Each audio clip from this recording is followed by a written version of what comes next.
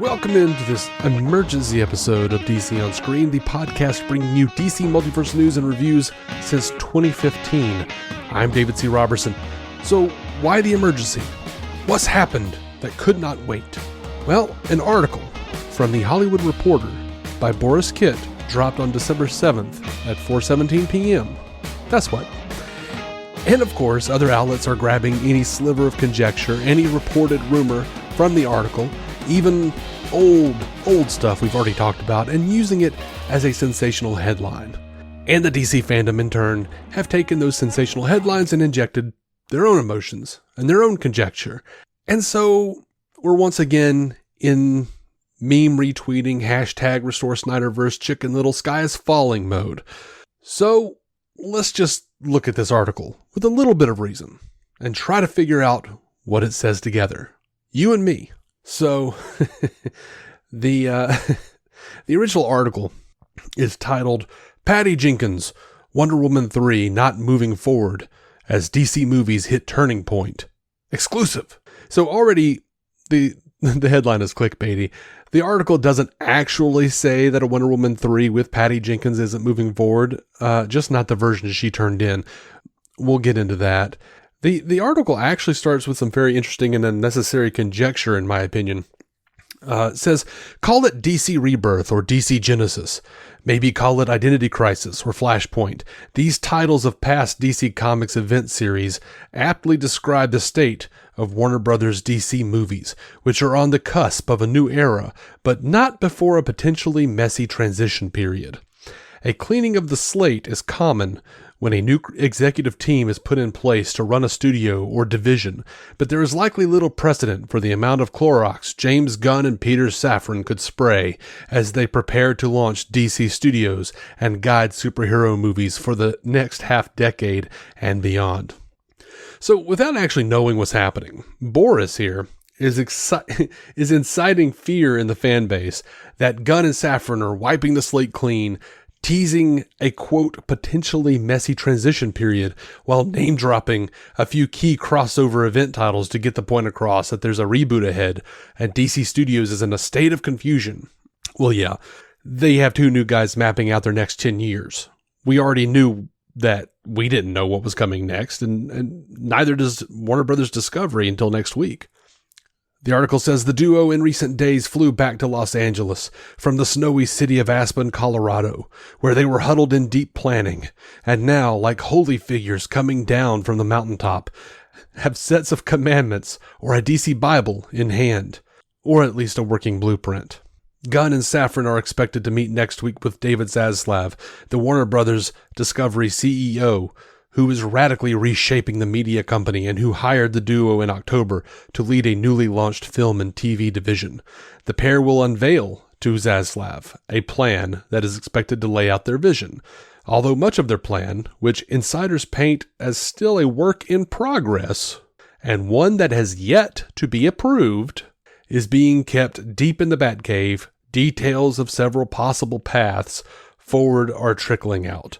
And at least one path not being taken has also been revealed. So in this paragraph, we learn virtually nothing new.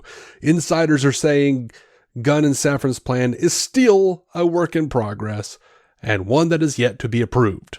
In other words, we still know nothing because nothing is happening yet. Except, the article says multiple sources tell The Hollywood Reporter that Patty Jenkins' Wonder Woman 3 is not moving forward and is considered dead in its current incarnation.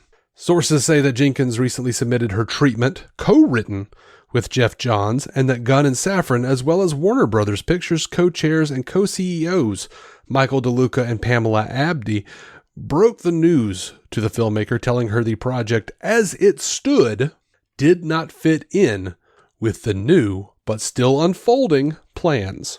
Jenkins directed and co-wrote the previous two movies, starring Gal Gadot and released in 2017 and 2020. No decision has been made about next steps.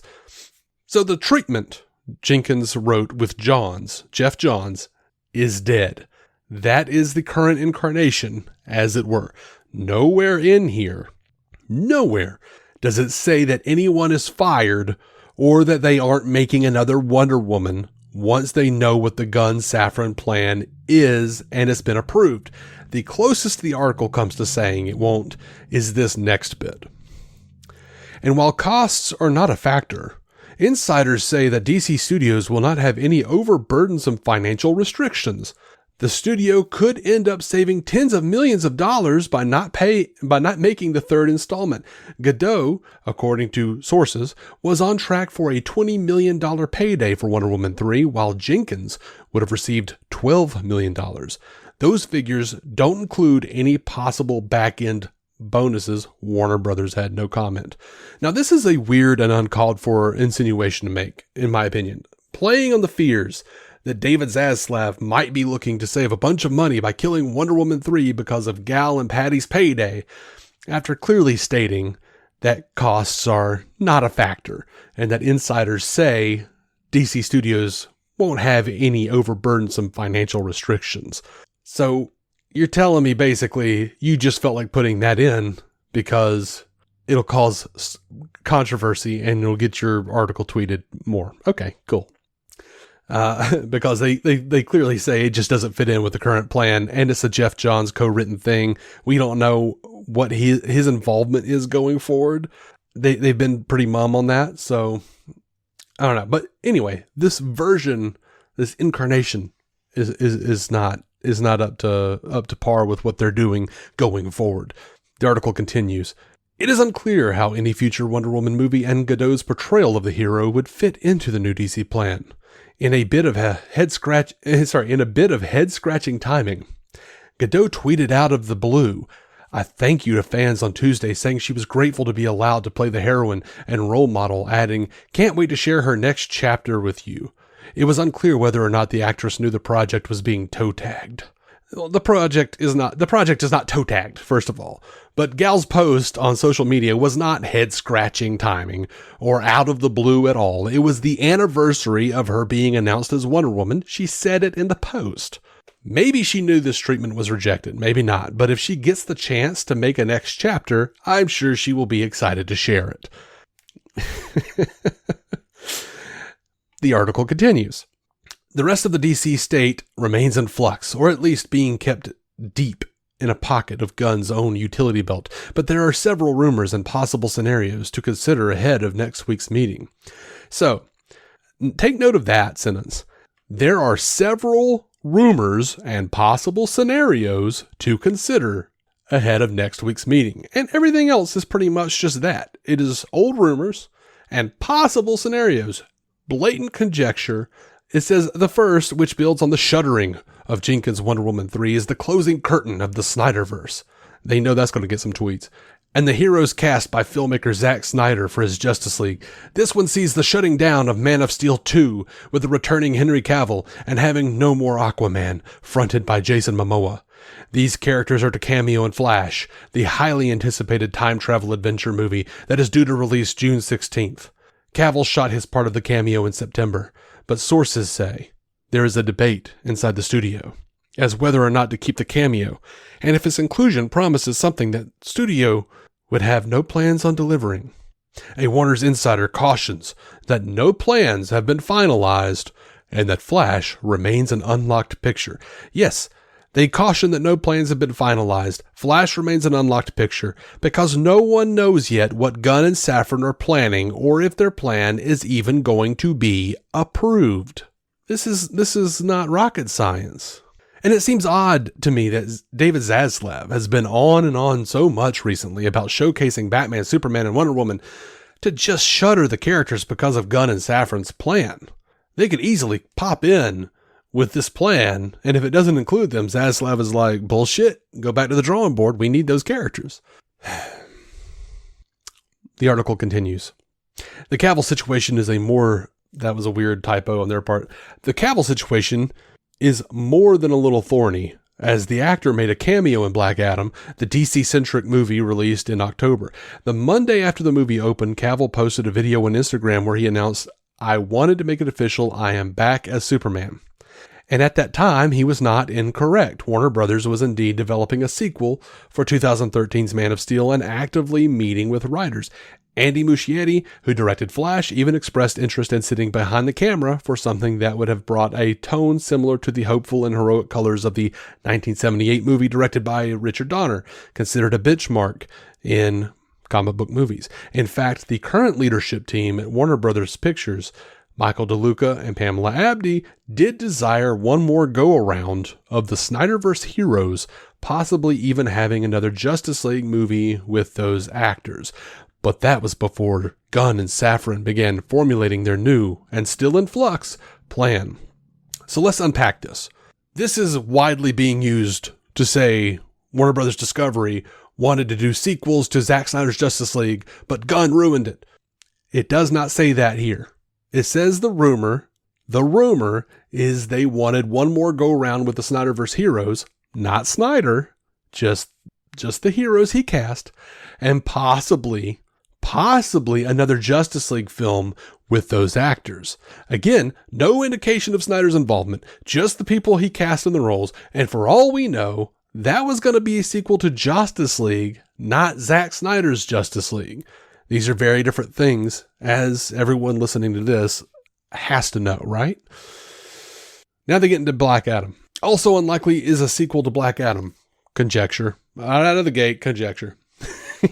The article says, despite the hype surrounding the movie of launching a new corner of DC, a lot of it led by star Dwayne Johnson, the movie has only grossed $385 million worldwide, and insiders at the studio say the movie, which cost more than $190 million to produce, two sources peg the actual cost at $230 million, not including marketing, will be lucky to break even considering ancillary revenue.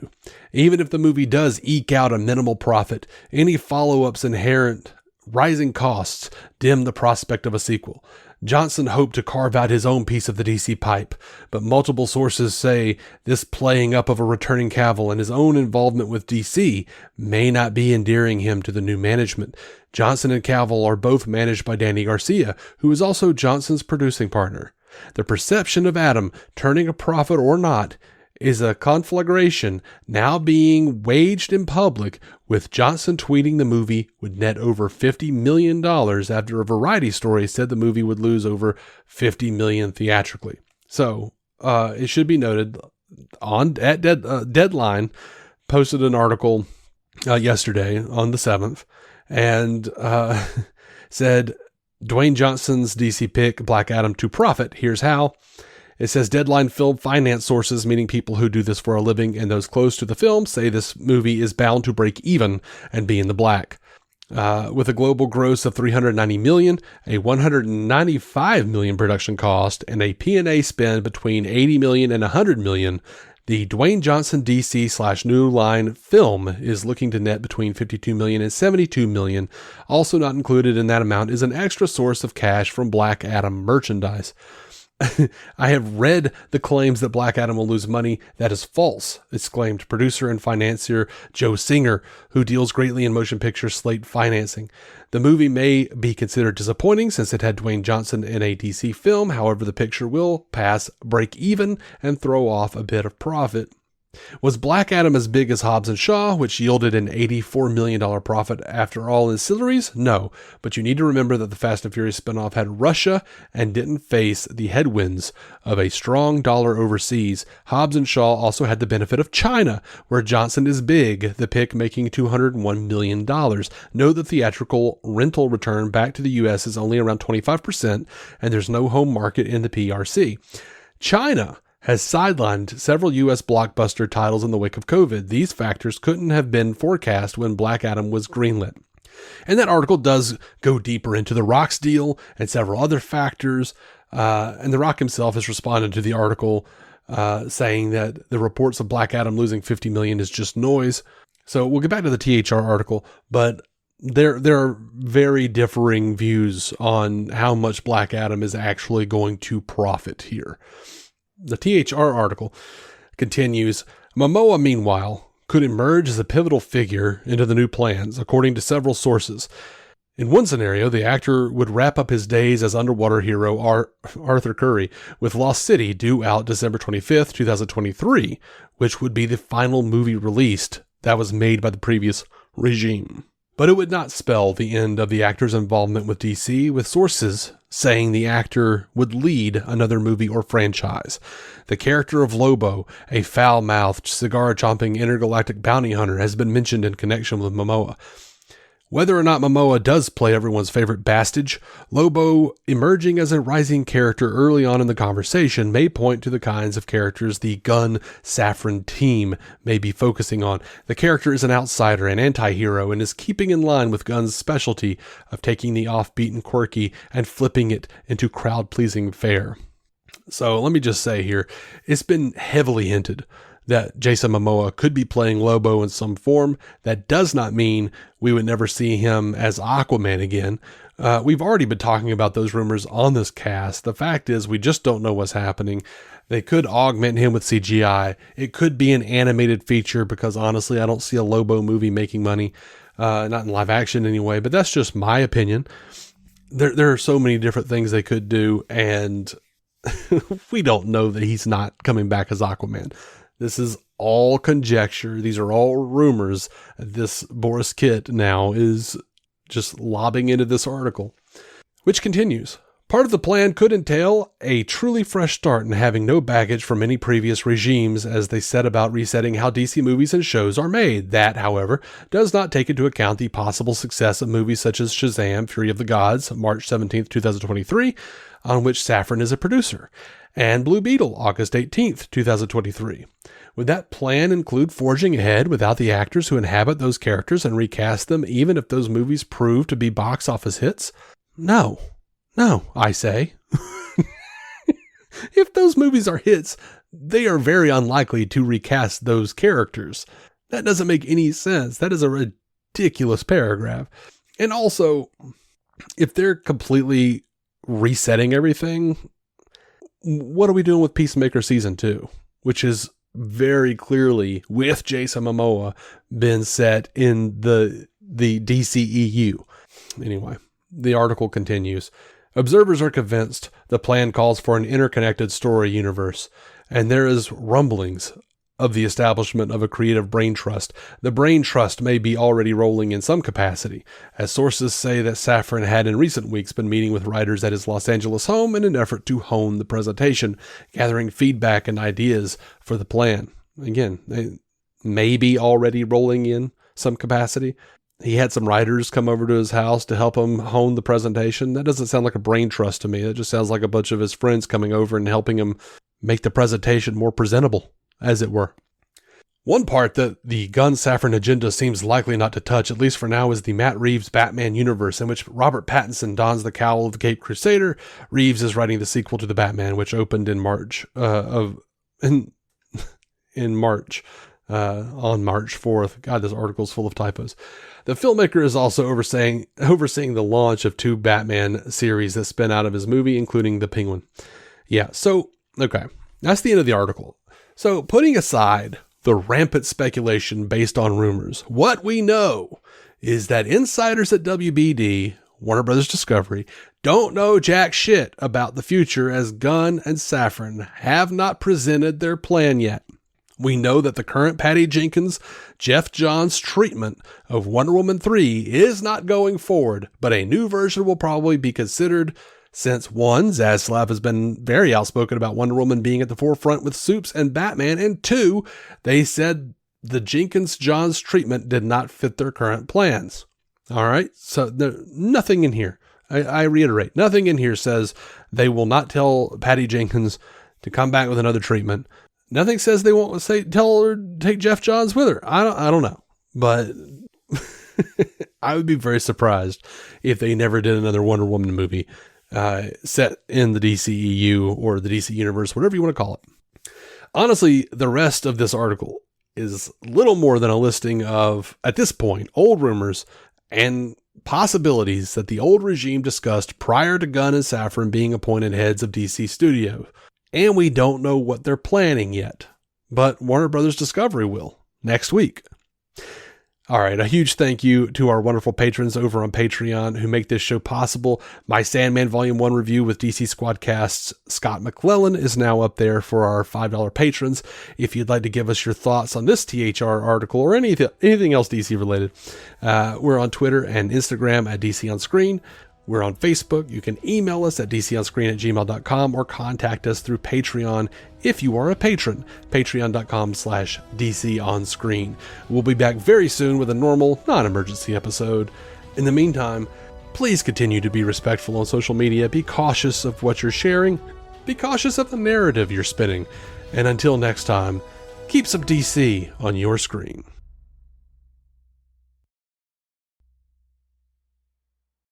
Our intro music is by Jason Goss and Michael Shackelford. Michael's band, Galactic Engineers of Magnetic Sounds, or GEMS, can be found on SoundCloud and Bandcamp. Visit DCOnScreen.com to find our Patreon, merch, contact information, and every episode of the show for free, including crossovers we've done with other podcasts. DC On Screen is a maladjusted production. For more from me and Jason, including sketch comedy, vlogs, parodies, and our improvised web series Hey Guy, visit maladjusted.tv.